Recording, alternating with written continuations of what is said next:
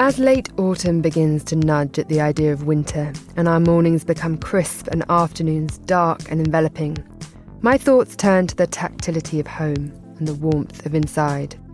At this time of year, the scents and textures of our rooms suddenly become definitive.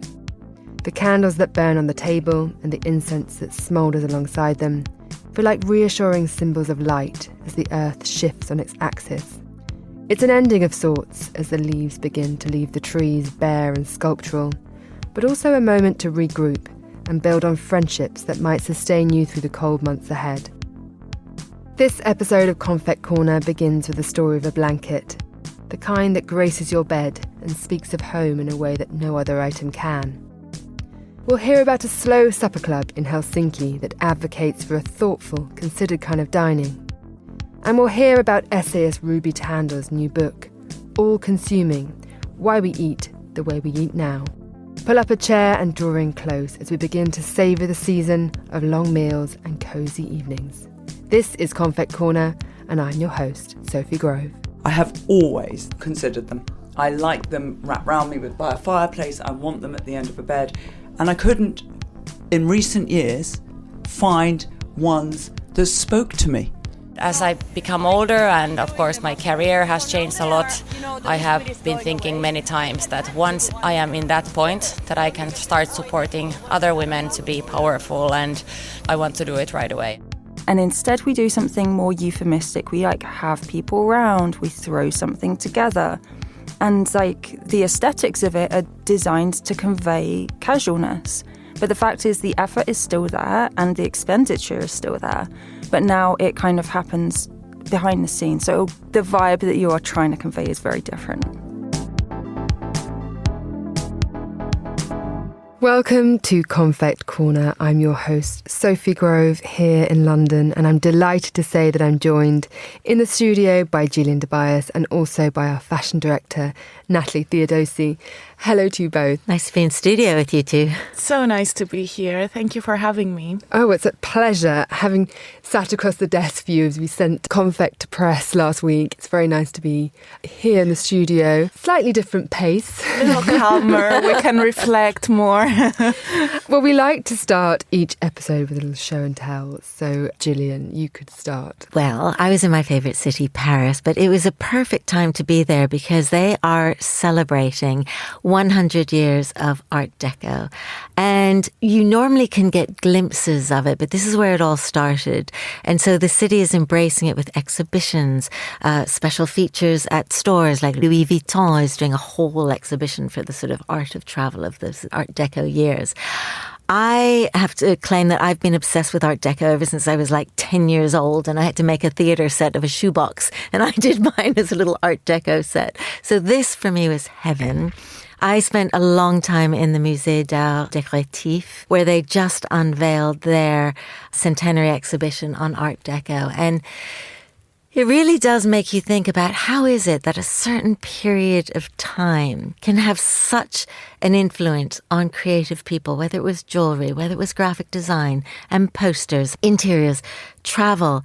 There's this swell of creativity into such a distinctive look. It just made me very pensive about that relationship between the times and design.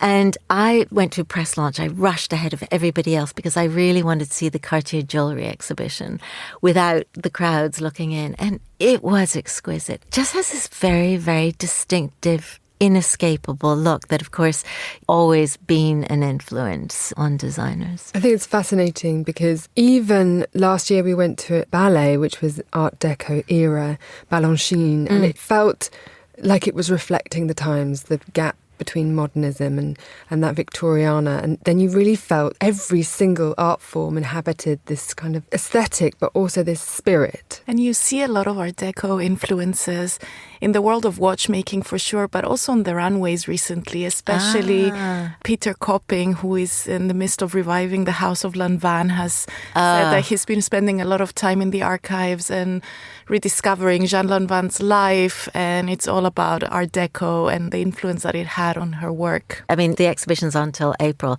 but then it makes you want to walk around the 16th arrondissement and look at the architecture, because it's all there as well. You can just look up and see Art Deco friezes, and can't recommend it more highly. But what about you, Natalie? So I've been here in London the past few weeks after spending some time in Paris for all the different fashion weeks. So my recommendation is Ibraz. It's a new cultural centre. It's right in the heart of London in Fitzrovia. And first of all, it's an incredible building. It's a grade 2 listed building, and it's been renovated by Sumaya Vali, a really amazing architect. She's done one of the Serpentine Pavilions recently, and she runs an architectural practice in Johannesburg. She's done an incredible job, and I think the idea of the center is to tell the stories and bring creatives from across the Middle East and Africa. And they have everything from a dining room to a cinema downstairs, an exhibition center, a bookshop called Maktaba, so a lot of interesting books, book launches that you can go to, and an amazing cafe that has the best Tunisian sandwiches. So a little bit of everything. And I think it's something that we've been talking about a lot, the power of people gathering together. And that's the point and what this team is trying to do. It's really important at this moment in time, but just also somewhere where you can go with friends and have a nice time. Well, especially ever since like embassies are either sort of closing up shop and going into high rises or apartment buildings. So that welcome back to a country isn't maybe there as it used to be. And so now sort of it broadens it out when you have centres like this to kind of really experience the culture. Exactly. And there's a lot of events every evening almost, and they're usually free for the public to enter. So you can just waltz into a music night, to a book launch, a panel. London and every city needs this kind of gathering spaces. London, in its essence, is that melting pot of different people coming together from all these diasporas, but also the core of London has that wonderful essence, that kind of modern iteration of all these different cultures. I really love to see that, and I think I'm going to be heading for the Tunisian sandwich as well. We should go together soon. What about you, Sophie? You've been also spending some time in the UK. We sent the issue to press and I made for the coast and drove out to the eastern flank of the UK in Norfolk. But on my way back, I stopped at this beautiful castle, Oxborough Estate, which was 15th century moated red brick building. But I was wandering around and it was all renovated in the 18th century in this very neo-Gothic way. It was very beautiful. And then I came across these tapestries, which turned out to be actually the hand of Mary, Queen of Scots, when she was incarcerated with a friend and sort of jailer, Bess of Hardwick, and they worked on these tapestries together. But it was really interesting because just the emotion of seeing these beautiful details, embroidery, but also they were working from a book of animals that were from all around the world, which they never would have seen. So there were tigers in there, dolphins, lions, birds from America. This is 1590. So it's really interesting to see that kind of imagination, but also the really some quite interesting knowledge that personally didn't realise was so widespread at the time. I mean, they were obviously very elite, so skilled.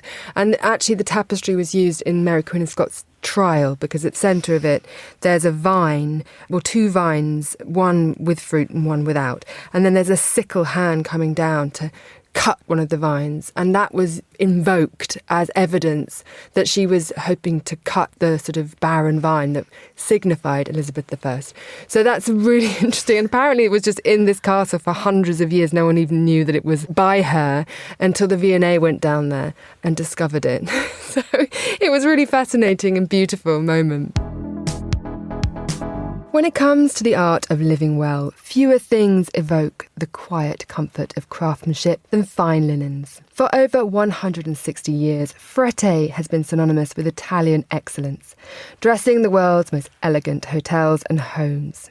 Now the heritage brand is entering a new creative territory through a collaboration with the interior designer Tara Bernerd. Titled Disrupting Architecture, the collection translates Bernerd's architectural sensibilities into jacquard-woven wool and cashmere throws and cushions, pieces that are as sculptural as they are soft, rooted in geometry, craft and a distinctly tactile sense of luxury. Ahead of the UK debut of the collection early this month, I sat down with Tara Bernerd and Filippo Arnaboldi, Frette's CEO, to talk about the power of textiles, the dialogue between architecture and emotion, and how modern design can still find comfort in tradition. I started by asking Tara how this collaboration came about. There is a wonderful story of how I met Filippo and was pulled into the Frette family, I might add willingly.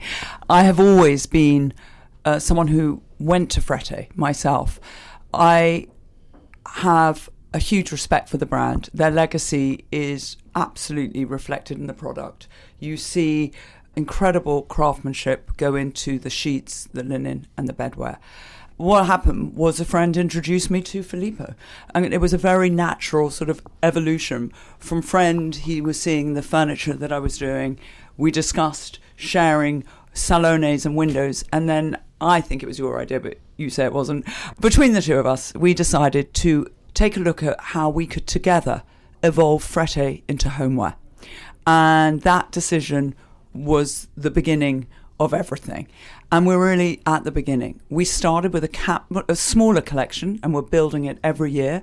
And in Milan, so in April 2025, we brought out the first Tara at Frette, and that was throws, blankets, throws, whatever you wish to call them, snuggle up around the fire, put them around. I just put one around you, at the end of your bed, in your living room, over a sofa, cushions. And I have never enjoyed anything more. I love my day job and building hotels, but the care and the detail that went into this collection, and that was how it began. And we've only just started, if you like. Well, it's very exciting. Filippo, tell me, because Frette, to me, is about this very classic, delicate, and this amazingly exquisite thread count that we all covet so much. But I wondered why Tara, and what is it about Tara's vision that really drew you to this project? Thank you. Very good question. I've been working for Frette for many years. I love the brand. I love the space. We have been looking for a creative mind, for someone that could have helped us in bringing Frette to the next level. As Tara said, accidentally or luckily enough, I managed to meet Tara in Milano. I'm not a creative person at all, unfortunately, but I know what the Frette brand stands for, and I know what makes sense for Frette in terms of quality. I love, elegant quality. And when we met, I immediately felt that Tara could help me, being not a creative person, to really bring something new to Frette without betraying the heritage, the DNA of the brand, but being more contemporary and appealing also to a different audience. And what Tara designed with the Frette design team brought in new clients that had never really stepped into a Frette store or our online store. Why? Because of the designs, that's why it's called the disruptive architecture, and the colors. So I immediately understood that Tara's touch would have been a perfect fit for Frette. And I can tell you, Tara, we've been looking for someone for a very long time, myself and Barbara, that is the head of style and design, and we have never been happy because we never found someone that could really understand the DNA of the brand without forgetting where we're coming and where we want to be. So it happened by accident, as Tara said. We started from the furniture. Tara actually fell in love with our space in Milano. Everything started from the window. And then, thank God, we didn't launch it in April 2024, but we waited, and then we started, the new collaboration that so far received a great response from the market. We're currently, sold out, by the way. And now it's just the beginning of a collaboration. And the fact that Tara, is designing beautiful hotels, for us makes absolutely sense. Our business is a B2B and a B2C. So it's a perfect collaboration that started by coincidence through common friends and is growing and will bring Frette to great, achievements. So let's talk about the products, because I have to say, Tara just wrapped one of these incredible blankets around me. I felt completely ensconced in this lovely, soft, but quite heavy, enveloping, beautiful, beautiful wool. And then there's the graphics. And it's interesting that you are so known for your work in hotels. And I've just stayed actually in the Rosewood in Munich, which was so wonderful and actually just so tactile, and the textures and that wonderful sense of exploration that you can feel in these patterns. But then it's also called disrupting architecture. Yes. So give me a sense of why we're disrupting with these pieces. It started when I was considering where to go, in a sense, that blank canvas, utter freedom moment. And I drew on everything I knew. And that was buildings around the world, not one specific piece, maybe a slice of the Chrysler building, a glimpse of the Eltham Palace. And it was maybe more deco-orientated at the time. And I took different motifs and graphics and I messed them all up. And then I thought, in a sense, we are disrupting this. But later, we called it disrupting architecture because it was just true, not anything but a reflection of what had happened. We end up with a number of motifs or patterns, and the next part was then exploring a little bit down modernism. We got to the wave for making modernism sound simplified. So we had sort of two families starting from this. The next really important part for me was colour and the palettes, and I am obsessed. I am absolutely into not just a colour, the tone of it, what it will sit with. So when I was a very young girl, I remember seeing a woman walk in. It was actually my mother, if I'm honest, and she was wearing a sort of peacock, a bluish silk with a camel jacket. And that was early Saint Laurent, his colours, the rust with the camel. And I've been driven by things that just last the test of time and they just stick with you. So a little bit of that influence, as you know, with the blues, the caramels, the rust colours and the tans. And I wove in all the colours. Then I worked with Barbara, because this is all of us together. And she said, no, there is no way. Our deco patterns, and I'm looking now and holding a very soft cashmere, because when it's so detailed with the lines, we can't put that in the wool. So immediately, we then had a natural working together process. So it split them. The deco went to cashmeres. The modernism stayed wool. You use the word heavy. I like weighty, not flimsy, in people and blankets. Yeah. And we have weighty, and that means that when they're on the bed, they're not going to wrinkle when they're over your sofa, wherever you put it. And also when you roll them all up, because you might buy lots of them. And no, but why not? Yeah. And a very large basket, have a huge country place, I don't know, wherever you live. Or maybe you don't have a huge country place, but you just got lots of friends who come over and sit, and you want them, and you pile them all up. And the next thing is you can mix them all up. Some people like matching, and you can match. You can take a modernism and the cushions, or you can take a modernism throw in the blue and tan and put those fabulous cushions with it. And do you feel, I mean, they have a feeling of, when you say weighty, it's a bit like some of those Welsh ancestral blankets, you know, that really pass down the families, that have that memory and that sense of kind of comfort, as well as being very elevated. I wondered, what's your relationship with blankets? I mean, you just gave a little bit of a glimpse of it. I have a very, very long relationship with blankets, and it started when I was much younger. And back many years ago, when I was involved with you and working with Filippo, and we used to use, I don't want to say the name, the H blanket everywhere. And I just thought they were fabulous, the Hermes throw. And I saved up back then, and I bought one. And I put it at the end of my bed. And they are marvellous. I have always, therefore, from the Hermes throws, always considered them. I like them wrapped round me by a fireplace. I want them at the end of a bed. And I couldn't, in recent years, find ones that spoke to me. They were either branded with whichever brand's initials or names, or they were light or very beige. And this opportunity and deciding to start with the blankets and throws, we'll move on to tableware, homeware, but we started here. Was a very emotional day when I got home, took my old blanket off the bed and replaced it with the one I brought home from Frette. Filippo, tell me about the making of these beautiful things, because they do have a real sense of weighty but softness as well. And I wondered, I mean, you know, Frette's always been about this craftsmanship and this refinement. How are these made, and what was the conversation like around the actual provenance and manufacturing of the pieces?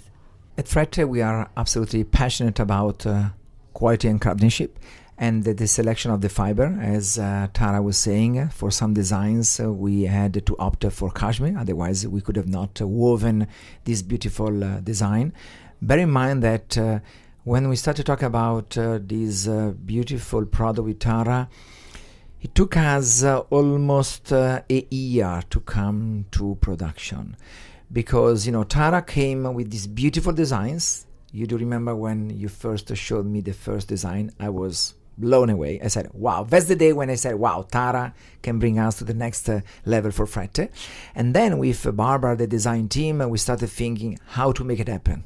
You know, one thing is designing and the other thing is really manufacturing. And, you know, speaking with, you know, our internal supply chain, we selected the fiber, you know, and it's really about the craftsmanship. Bear in mind that takes a long time to weave. You have to do a lot of samples.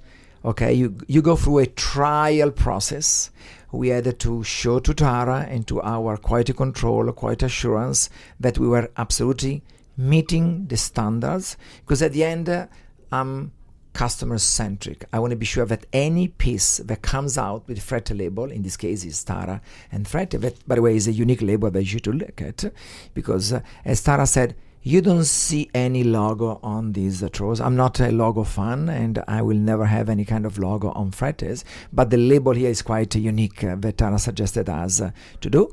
And then we put everything together down to the details of the actual bag. It's not here, I believe, Tara, but I believe it is quite important to show also the way we are delivering the products to the clients. There is a beautiful linen, I believe it's in a linen, you know, bag that, you know, really protects the product. And here you can see this beautiful leather label. Quite unique design with Tara's signature. So any details is quite important, but you don't see Frette anywhere. And, you know, again, that's why it took us a lot of time.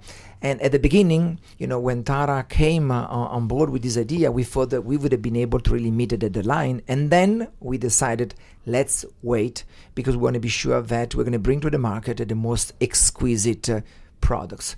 And, you know, we have to think that any of these products takes a lot of time, because one of our motto is innovation, and this is certainly, you know, part of our strategy. We've just been looking at this label. It's very beautiful leather, elegant, very structural. But then, as you say, you can clip it off. I don't know who's going to be doing that. You can, but it's a double face, and it's absolutely, that malleability is really lovely. This blanket is, I think this is my favourite. It's kind of like blues and very, very beautiful greys with camels. You know, this is the kind of Yves Saint Laurent homage, but absolutely as lovely on one side as the other. You can wrap really yourself. Nice. It's not just a blanket. You can wrap yourself. You can be outside in your porch, in the fireplace. You can wrap yourself.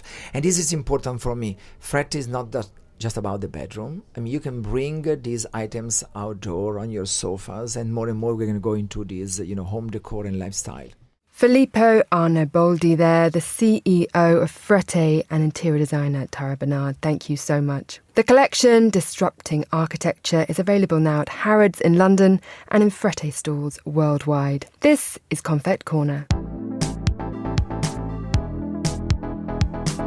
to Helsinki, where a group of top female chefs from Finland, France, Germany and the US and beyond spent 4 autumn days exploring the city's food scene, from foraging for mushrooms in the city's Central Park to trading recipes in market halls. The visit ended with a collaborative dinner cooked by all 8 chefs together, a true celebration of creativity, sustainability and solidarity in a profession still largely led by men.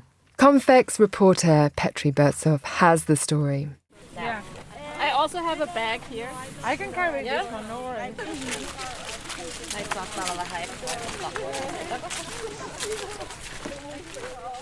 It's a crisp autumn day in Helsinki's Central Park as a group of chefs venture into the forest, equipped with wooden baskets and mushroom knives. They've flown in from Paris, Berlin, New York and Somerset, joining local stars from Helsinki for 4 days of cooking, tasting and conversation. We have these mushrooms in season, so the trumpet chanterelles, and then The idea came from Finnish chef Linnea Vihonen, who wanted to bring women together across borders to share experiences in an industry where even now leadership remains overwhelmingly male. We are in the forest, in the Central Park. We are taking the chefs to prepare, I think, from my point of view, quite a classical Finnish forest lunch.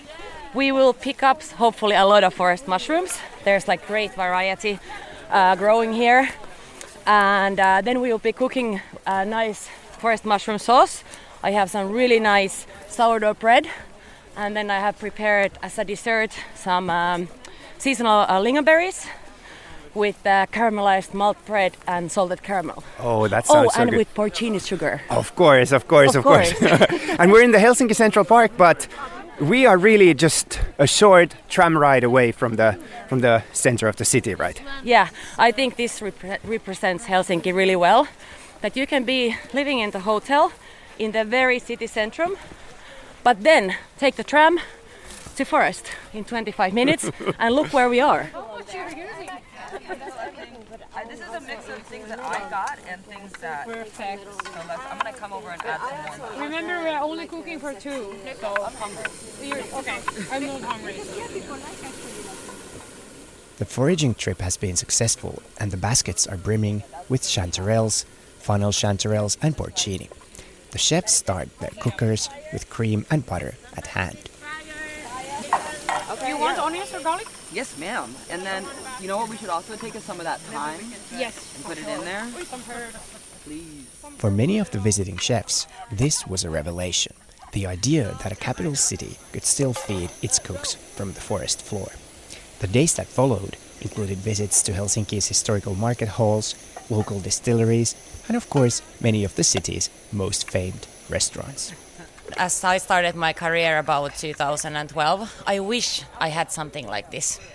I don't think anybody anymore puts me in a different place because I happen to be a chef who is a female. But when I was younger, I really experienced many kind of situations where the gender was really like the main topic. And as I become older, and of course my career has changed a lot, I have been thinking many times that once I am in that point that I can start supporting other women to be powerful and kind of making those bold decisions what they want with their career, I want to do it right away. And I think this is now the right time. Vihonen says the aim with the visit was both professional and personal, to build a network that celebrates diversity, equality and courage, and to show off the richness of Finnish cuisine too. I think we're a little bit forgotten sometimes, and there's a lot of comparison between Sweden especially and Finland. And something that I find really fascinating is that since we don't have like strong-ish history like Spain or Italy or big countries like that, it gives us more freedom. And we have excellent hyper-local ingredients in Helsinki. I mean, young, bold restaurateurs doing just what they really want and like excellent, like world-class food.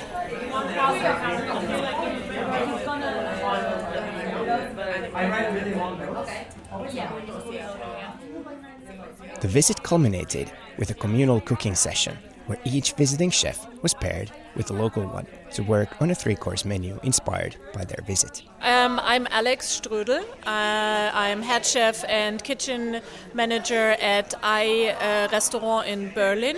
What are you preparing tonight? We are preparing the dessert for tonight, and we have a rye crumble with like a little bit of rosemary. Then we made some cheese from whey. We have some brined lingonberries. We have candied mushrooms, and then we have a lingonberry jelly to go on top, and some goat's cheese. Why do you think it is important to have these kinds of meetings?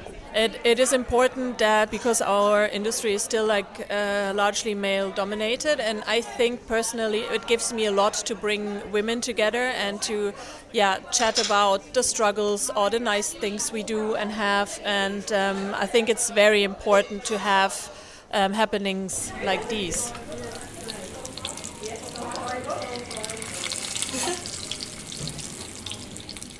The Somerset-based Ecuadorian chef Ana Ortiz, whose restaurant Fire Made specializes in open fire cooking, was paired with the local chef Ina Niiniketo. So I'm doing this, it's called fritada, so it's a really traditional food from Ecuador, and it's confit pork with chicharrones, which is crispy pork, and then we're in charge of the salad. Yeah, then we have some salads.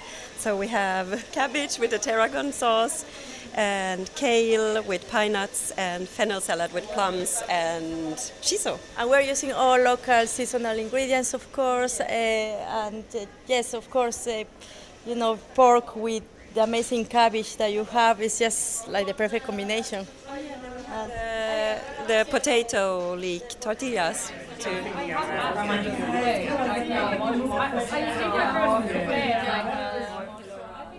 The women invite Confect to sit down for their Helsinki-inspired menu. It starts with a whitefish crudo with fig carpaccio, followed by a frittata served with a fennel plum salad and potato tortillas, and finished with a freshly made whey cheese with candied forest mushrooms, lingonberry jelly, and a rye crumble. As the plates are cleared, the chefs reflect on their days in Helsinki and the importance of get-togethers such as this. They've shared techniques, stories, and perhaps something more lasting, solidarity, in what is still largely a male-dominated industry. What began as a professional exchange has become a network of women who mentor, inspire, and celebrate one another. For Confect Corner in Helsinki, I'm Petri Burtsov. Thanks, Petri. Well, the idea of foraging in Helsinki's Central Park sounds very idyllic. Gillian, what's your version of that? Is there a moment when a city has surprised you by feeling really close to nature? Oh, yes. It's not actually foraging, but there's a most amazing secret garden above the Brunel Tunnel in Rotherhithe. These two women started just growing herbs and medicinal plants there. It was like an apothecary's garden.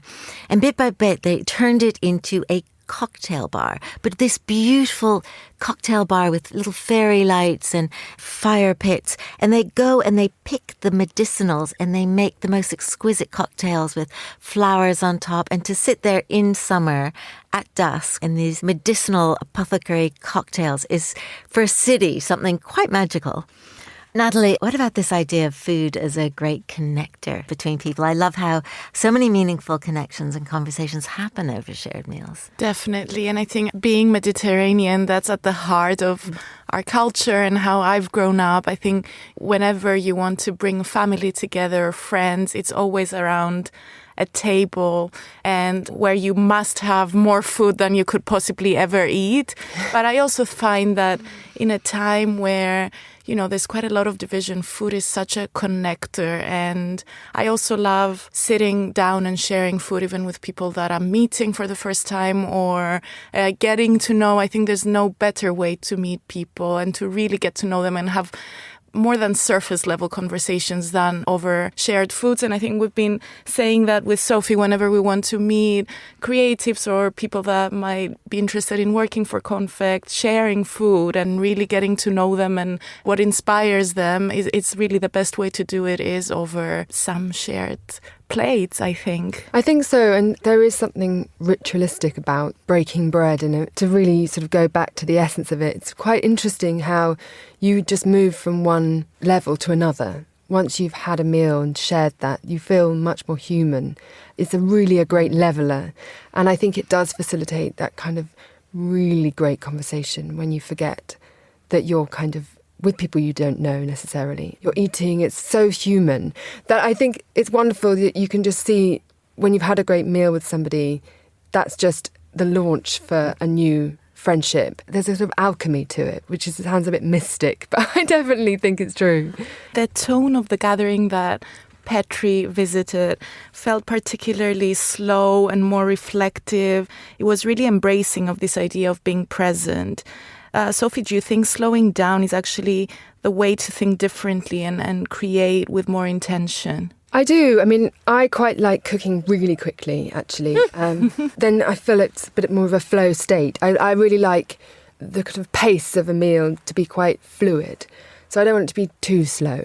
But I see what he is talking about in the sense that there's a really deliberate sense to each meal, to each course, to each ingredient. There's a sense that everyone at the table knows exactly where each piece has come from and the provenance of the ingredients, which is really beautiful. And I think that sense of slow, I really think is important. Now, food writer Ruby Tandoh has penned her fair share of cookbooks, but in her latest work, she is taking a more anthropological look at food. Titled All-Consuming Why We Eat the Way We Eat Now, her collection of essays delves into what shapes our desires in an era when we often feel submerged by recipes and dining options.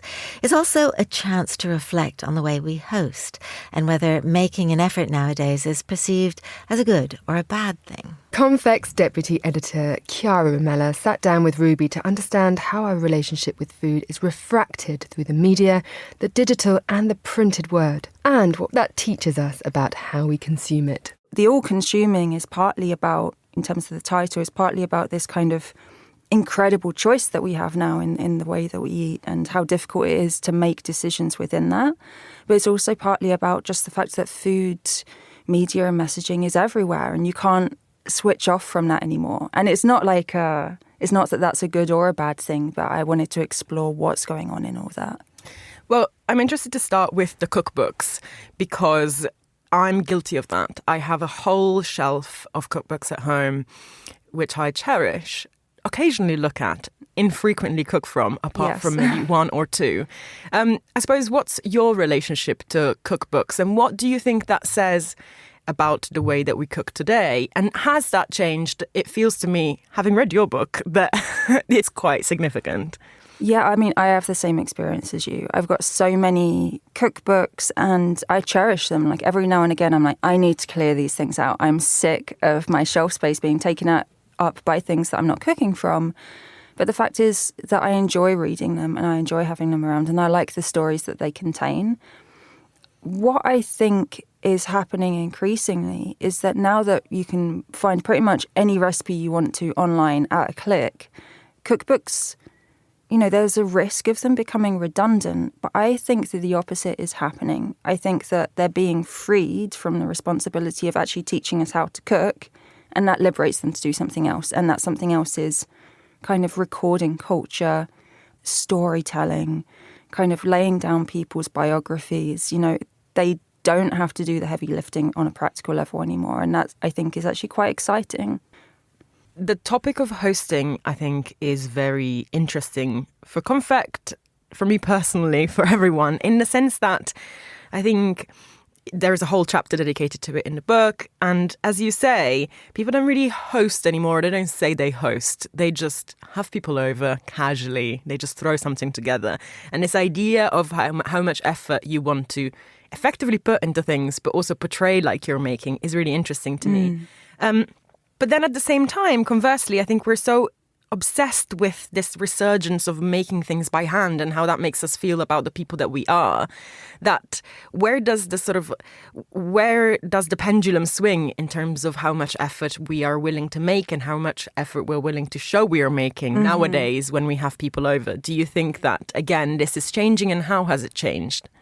I think it I mean, it has completely shifted. So if you look at like an 80s stereotypical dinner party menu, it is things set in jelly. It is like, maybe it's slightly late for this, but like Black Forest gateaux. And, you know, there's a certain level of visible ornamentation and craft and, you know, showing off that way. But things have shifted now where we don't throw dinner parties. It is considered kind of gauche to throw a dinner party. That's why Come Dine With Me was such a funny show.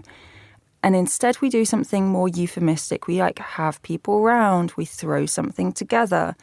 And like the aesthetics of it are designed to convey casualness. But the fact is the effort is still there and the expenditure is still there.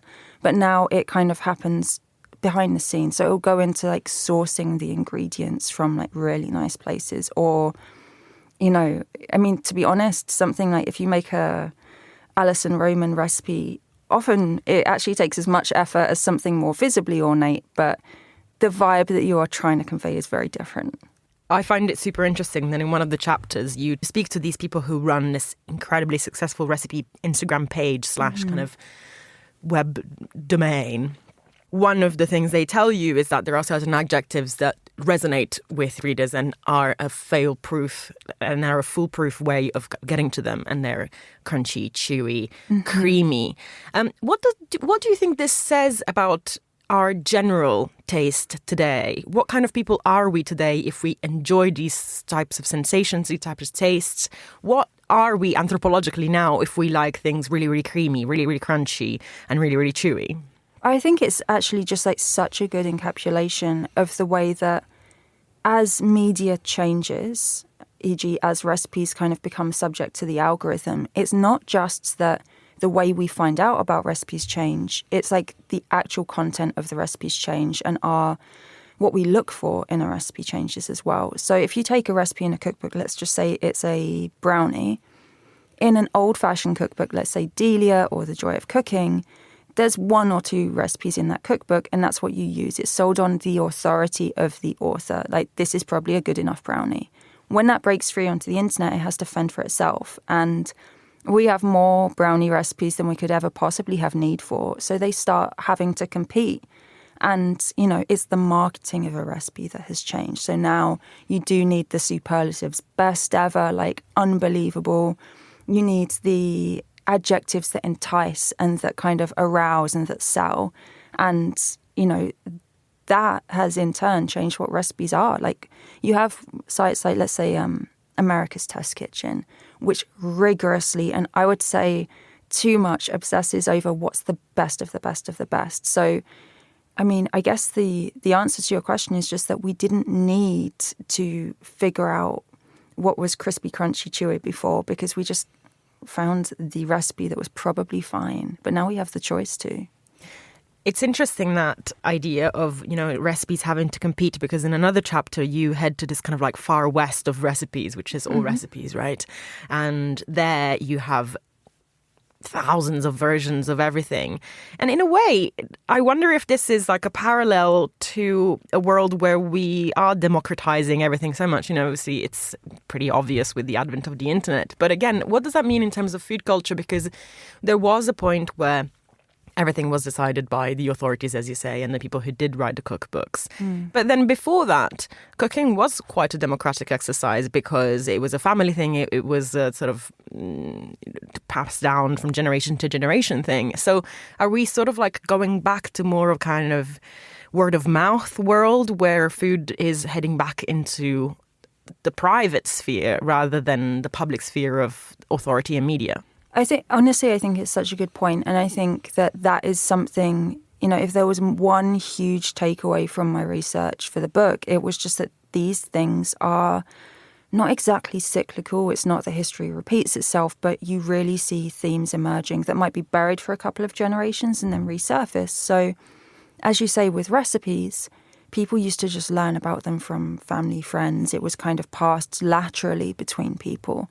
And then in the kind of, I would say it's the 50s, 60s when cookbooks, big cookbooks become truly, truly mainstream. That's when you begin this top-down expert way of learning.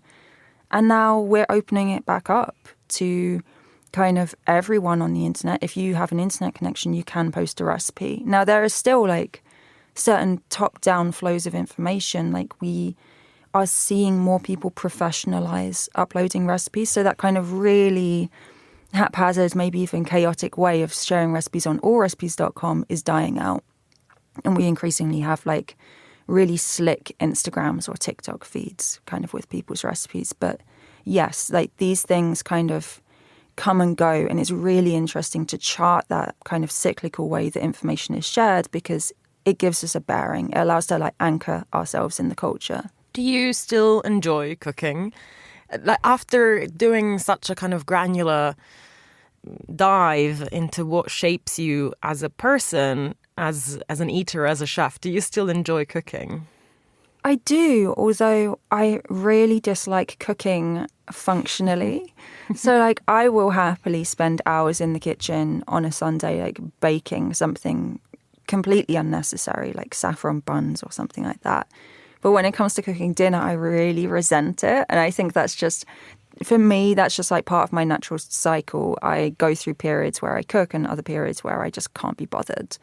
But I think that in general, what I've noticed is that when I do cook, I am actually more attuned to what I really want to eat than maybe ever before. And, you know, maybe it feels like a paradox that I'm kind of saying that I'm less precious about my personal appetites, and yet I'm more kind of keyed into that. But I don't know, for me, understanding the forces that are acting on me actually allow me to kind of step back from them for a second and be like, well, what do I really, really want right now? It's given me a certain amount of freedom. Ruby Tandoh there in conversation with Chiara Rumela. And that brings us to the end of this episode of Confect Corner. My thanks, as ever, to Julian Tobias and Natalie Theodosi for joining me here in London. Confect Corner is produced and edited by Carlotta Rebello, Steph Chungu and Christy O'Grady. Remember to pick up your copy of the new winter issue of Confect magazine or subscribe by heading to confectmagazine.com. Until next time, from me, Sophie Grove, goodbye and thanks for listening.